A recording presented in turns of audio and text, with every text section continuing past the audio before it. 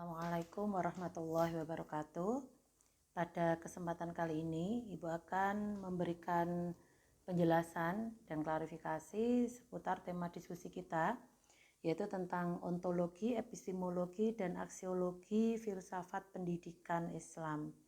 Terima kasih kepada para pemakalah, baik dari kelas IPA 1 maupun dari kelas IPA 2. Dari kelas IPA 1 ada Mbak Alfiana Rahmawati, kemudian ada Mbak Syahrani Dewi, serta Mbak Nia Hidayatul Ramadhani.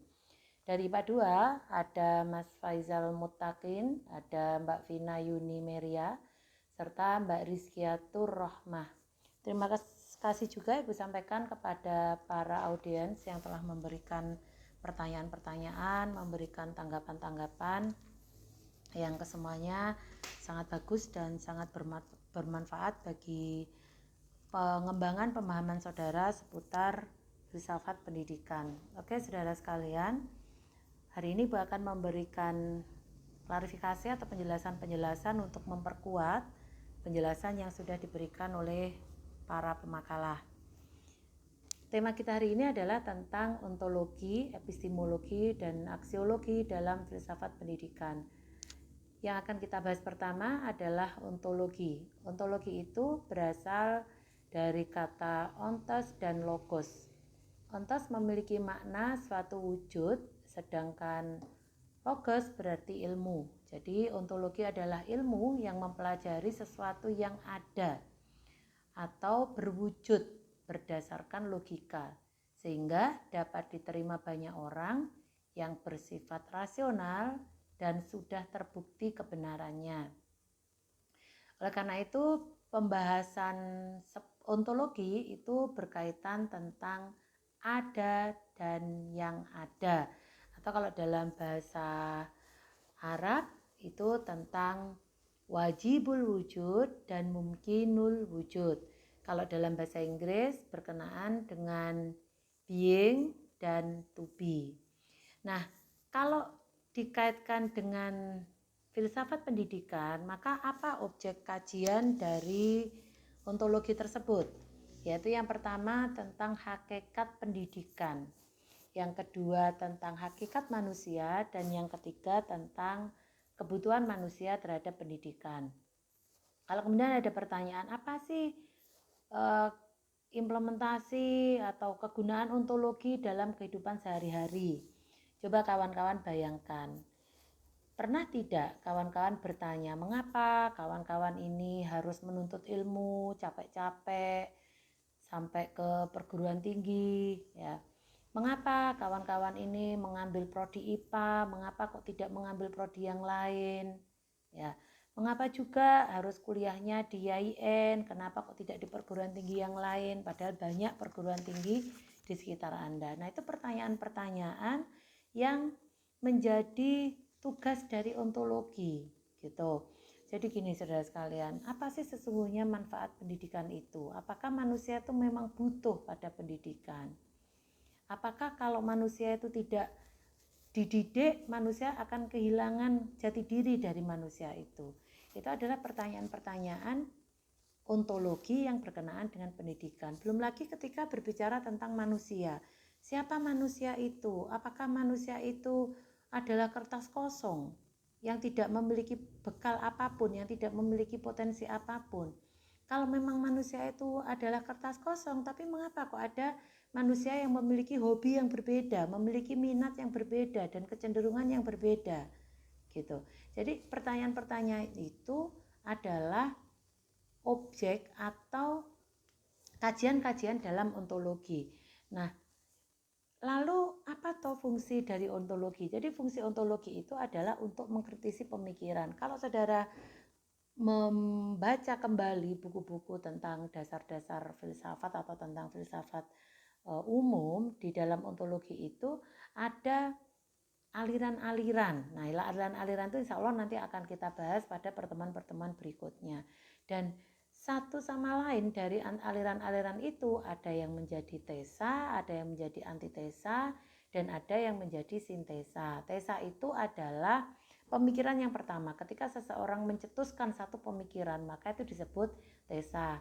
dari pemikiran itu akan dikritisi oleh pemikiran berikutnya, itu yang disebut dengan antitesa. Dari situ gabungannya adalah sintesa. Kembali pada objek kajian ontologi tadi kawan-kawan, ketika kita memikirkan apakah manusia itu seperti kertas kosong. Nah, itu ada aliran yang disebut dengan aliran aliran nativisme. Jadi aliran nativisme itu mengatakan bahwa manusia itu memiliki nativus, memiliki potensi bawaan. Nah, mereka sudah bisa berkembang sendiri dengan potensi-potensi bawaannya itu. Jadi mereka tidak kosong gitu. Ini ada satu tesa.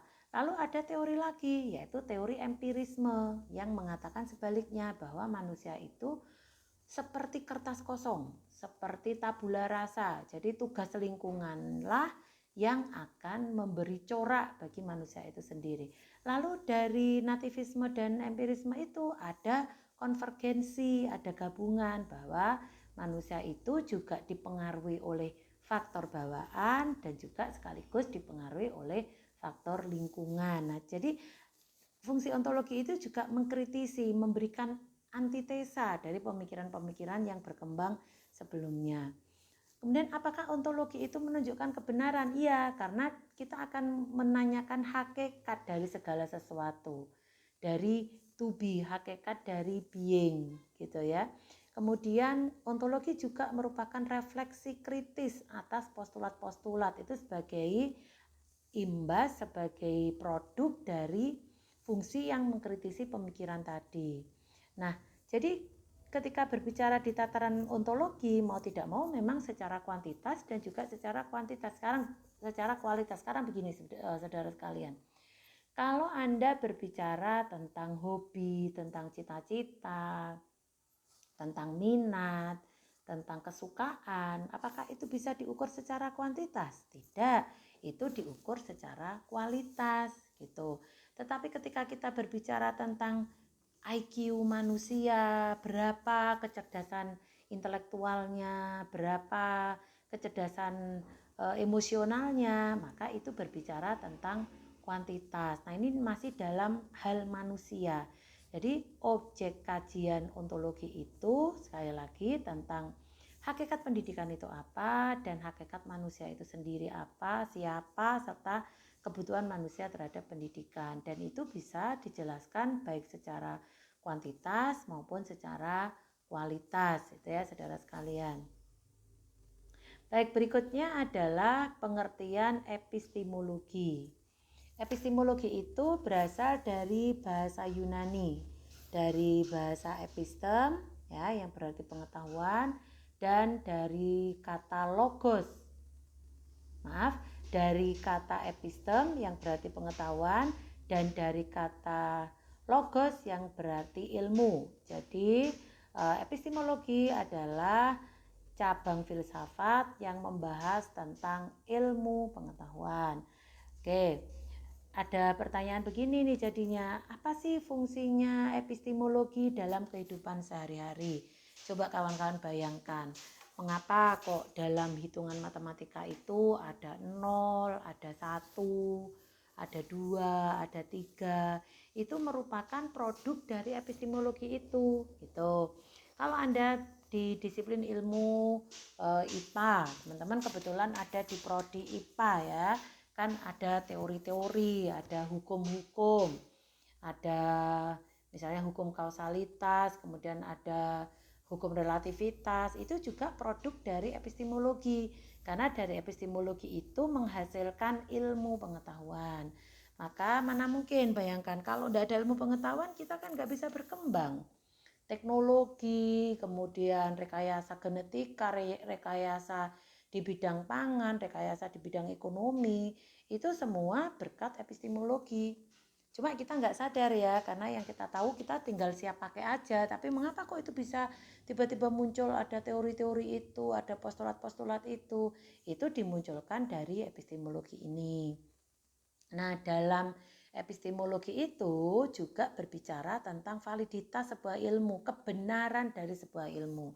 Sebab yang dinamakan ilmu itu harus valid, harus bisa dibuktikan secara empirik. Maka itu menjadi bidang kajian dari epistemologi. Nah, kawan-kawan sebagai mahasiswa IPA pasti sering melakukan percobaan, pasti sering melakukan riset di laboratorium, ya, misalnya tentang perubahan bentuk benda dari cair kemudian menjadi padat, menjadi gas atau sebaliknya. Nah, itu dalam rangka untuk membuktikan kebenaran dari sebuah ilmu, dan itu menjadi tugas dari ontologi gitu kawan-kawan semua. Lalu bagaimana cara kita memperoleh ilmu gitu? Ini ada pengetahuan manusia. Pengetahuan manusia itu bisa dibagi menjadi pengetahuan ilmu atau sains, kemudian ada pengetahuan filsafat, dan ada pengetahuan mistik, dan ada satu lagi sebenarnya yaitu pengetahuan agama. Nah, objeknya apa? Kalau sains itu empirik, tadi yang sudah Budia sampaikan. Teman-teman ini berbicara di ranah sains, segala sesuatunya itu harus empiris, harus bisa dibuktikan secara nyata dengan menggunakan indera. Nah, ini yang sering teman-teman lakukan di lab ya, di laboratorium, mengingat teman-teman ini berada di prodi IPA. Kemudian kalau kebenaran filsafat, objeknya apa?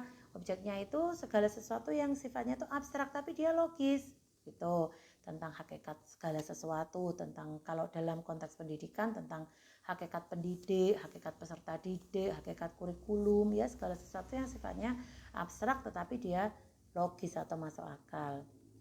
Kemudian kebenaran mistik itu abstrak tapi supralogis, jadi tidak bisa dijangkau oleh akal, hal-hal yang sifatnya mistik. Kemudian paradigma, kalau di dalam sains, ilmu pengetahuan seperti yang Anda geluti selama ini, paradigmanya itu positivistik. Positivistik itu yang seperti apa? Positivistik itu harus bisa dibuktikan. Ya, ada teori yang membangun itu, dan teori-teori itu bisa dibuktikan secara empirik. Kalau bisa dibuktikan secara empirik berarti itu dianggap sebagai sebuah kebenaran. Maka paradigmanya menggunakan paradigma positivistik. Sementara kalau filsafat itu dengan menggunakan paradigma logis, dan kalau mistik ya mistik gitu. Kalau yang dinamakan logis itu harus bisa diterima oleh akal. Sementara kalau mistik namanya saja supralogis. Akal tidak bisa membuktikan tetapi dia memang betul-betul ada gitu ya. Kemudian metodenya kalau sains ya dengan metode ilmiah ya.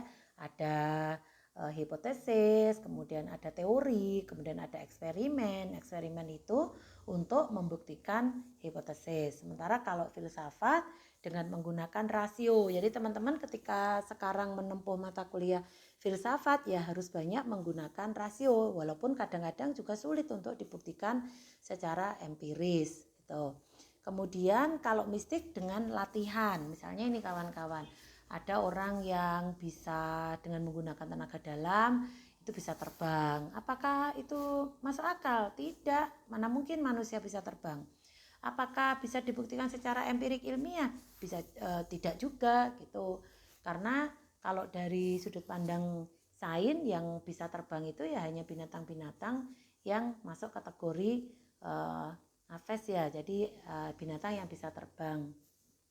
Oke, itu dari metodenya. Kemudian alat ukurnya. Tuh, tadi sudah dia sampaikan. Kalau sains seperti teman-teman ini logis dan bisa dibuktikan secara real, secara nyata dengan menggunakan indera.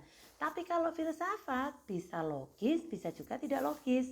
Sementara kalau mistik itu dengan rasa, dengan olah rasa kita. Nah, itu jadi itu adalah cara memperoleh pengetahuan berdasarkan jenis-jenisnya, jenis-jenis dari pengetahuan itu. Oh ya, tadi ada pengetahuan agama. Objeknya apa? Objeknya adalah wahyu gitu. Paradigmanya apa? Paradigmanya dengan menggunakan paradigma agama, dengan menggunakan keyakinan kita. Nah, metodenya bisa dengan menggunakan pendekatan teks atau kita sebut dengan pendekatan bayani, bisa juga dengan menggunakan pendekatan rasio yang kita sebut dengan pendekatan burhani atau metode burhani, bisa juga dengan pendekatan pendekatan sufi tasawuf yang kita sebut dengan irfani itu. Nah, ukurannya apa? Ukurannya adalah keyakinan kita. Kalau misalnya kita dengan mempelajari ilmu agama itu semakin menambah keyakinan, maka berarti kita bisa mendapatkan manfaat yang sebesar-besarnya dari ilmu yang kita pelajari itu. Jadi ada sains, ada filsafat, ada mistik, dan juga ada ilmu-ilmu agama. Nah, itu saudara sekalian. Lalu kalau dikaitkan dengan pendidikan, apa sih objek kajian dari epistemologi itu? Ya, ada sumber dari pengetahuan, kemudian ada sistematikanya, ada pendekatannya, ada metodenya. Berbicara tentang sumber pengetahuan, teman-teman akan mempertanyakan, misalnya agama, dari mana sumbernya? Ya tentu saja dari wahyu, dari Allah, gitu kan. Tadi sudah kita perbincangkan di atas tadi itu. Kemudian kalau sains itu dari mana sumbernya? Ya dari percobaan-percobaan, dari berbagai macam riset yang dilakukan oleh manusia, itu berkenaan dengan sumber pengetahuan. Kemudian sistematika pengetahuan, nah itu menjadi objek kajian dari epistemologi. Nah, setiap pengetahuan pasti ada sistematikanya, ada tata urutnya, tata urut pembahasannya.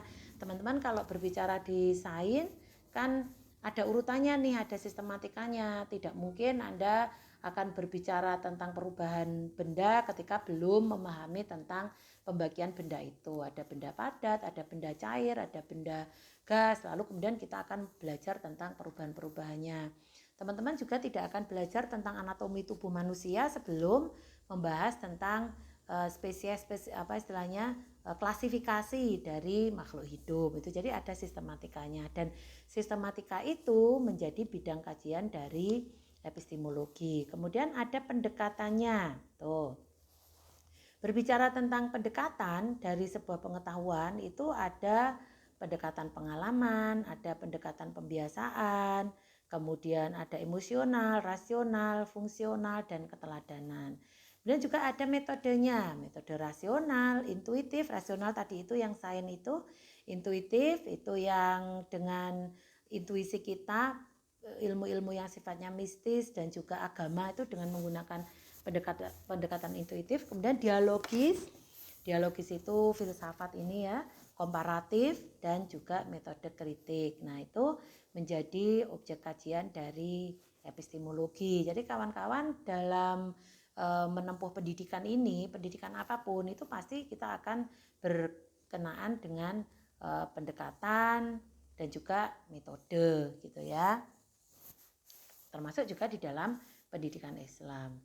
Oke, berikutnya adalah aksiologi.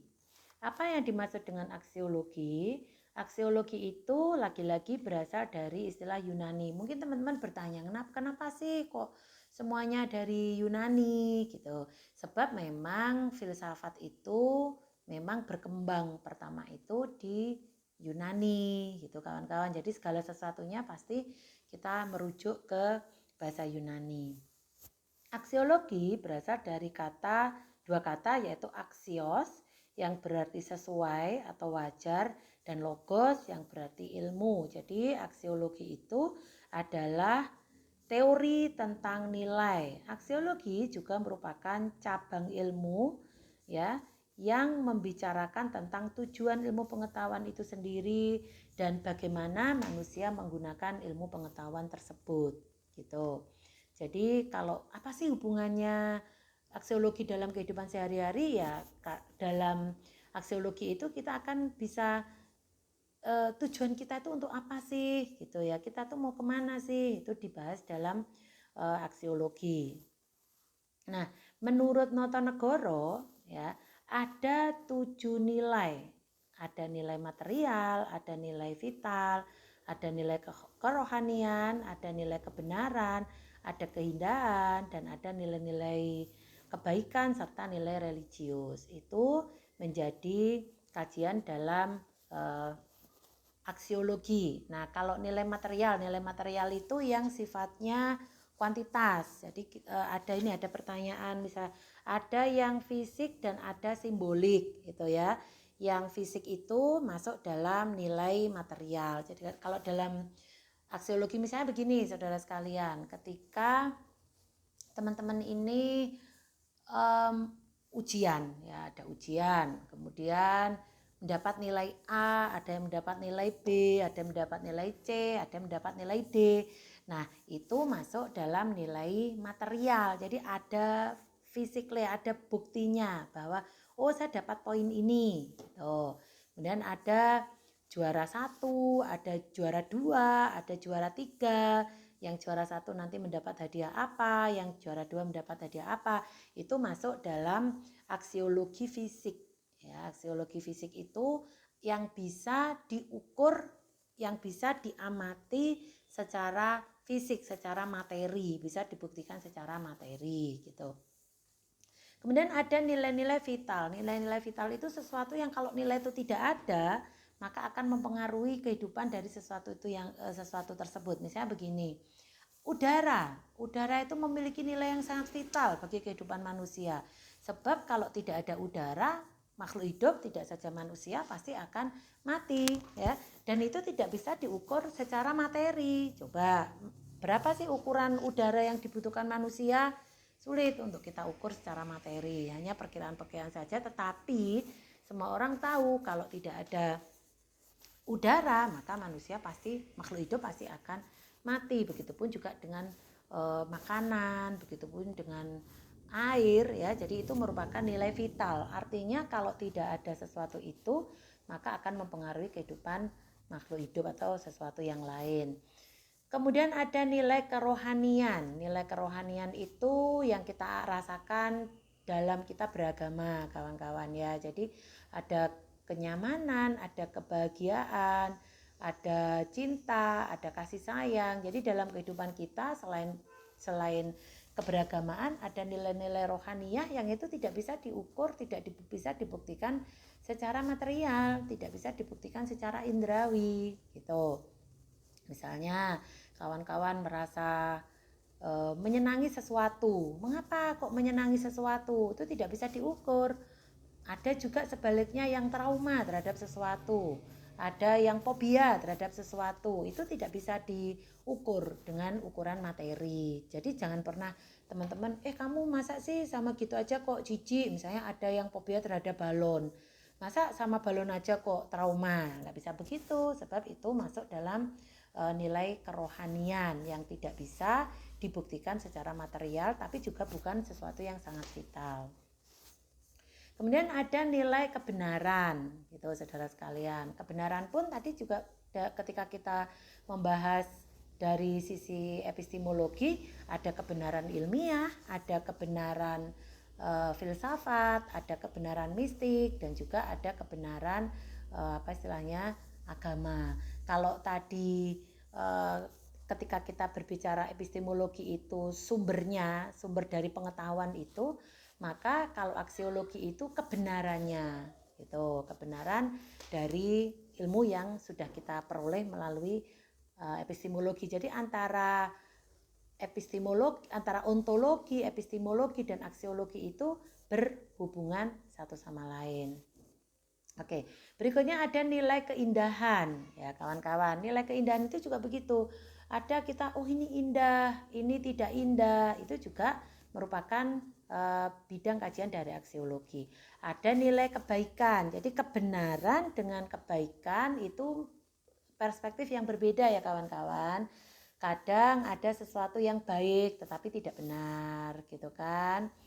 Atau sesuatu yang benar tetapi dia tidak baik. Contohnya apa? Misalnya, maaf, Anda ada punya teman gitu kan. Teman itu kebetulan memiliki penampilan yang tidak semestinya.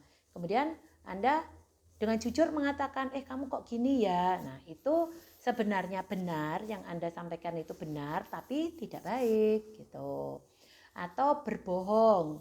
Ya, berbohong itu kan sebenarnya kita menyampaikan sesuatu yang tidak benar, tetapi dia baik karena berbohong untuk kebaikan. Sehingga ada nilai kebenaran sendiri dan ada nilai kebaikan sendiri. Kemudian ada nilai religius. Ini terkait dengan keyakinan kita terhadap agama. Nah, ini memiliki ukuran yang berbeda sesuai dengan keyakinan masing-masing. Jadi kita tidak perlu juga sih membanding-bandingkan. Kita tidak boleh rasis, misalnya mengatakan kamu agamanya ini, nanti kamu tidak masuk surga, kamu akan disiksa. Itu tidak boleh, karena kebenaran nilai-nilai religius itu ya, nilai-nilai religius itu memiliki tolok ukur yang berbeda-beda. Nah, itu menjadi nilai-nilai yang kita bahas, yang dikaji dalam aksiologi. Nah, dalam kaitannya dengan pendidikan, maka ada dua aspek ya yang dibahas dalam aksiologi. Yang pertama terkait dengan etika dan juga estetika. Gitu. Kalau etika itu berkenaan dengan perilaku, kalau estetika itu berkaitan dengan karya-karya yang berkenaan dengan keindahan. Nah, makanya di dalam filsafat pendidikan, dalam hal aksiologi itu membahas tentang bagaimana menjadi guru yang bermartabat, bagaimana etikanya, etika guru yang bermartabat itu seperti apa gitu. Dan ketika guru berhubungan dengan siswa yang beragam karakter itu harus bagaimana, itu menjadi kajian dalam etika gitu. Apakah boleh guru itu menghukum peserta didiknya, atau sebaliknya bagaimana cara murid berkomunikasi dengan guru? Itu menjadi bidang kajian aksiologi khususnya dalam hal etika. Nah, kalau estetika itu berkaitan dengan karya-karya, produk-produk yang dihasilkan oleh baik itu guru maupun peserta didik memenuhi standar estetika apa tidak gitu. Nah, kemudian juga dalam kajian aksiologi ini akan menentukan tujuan pendidikan.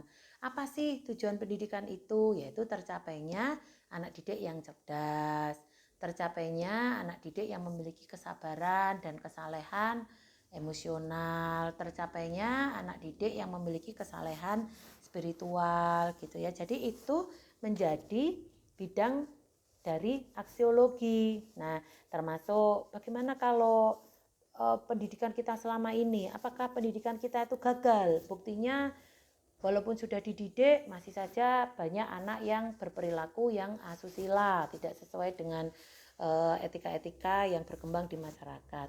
Nah, kita tidak boleh langsung secara gegabah menyalahkan pendidikannya, karena banyak hal yang terlibat dalam pelaksanaan pendidikan itu sendiri.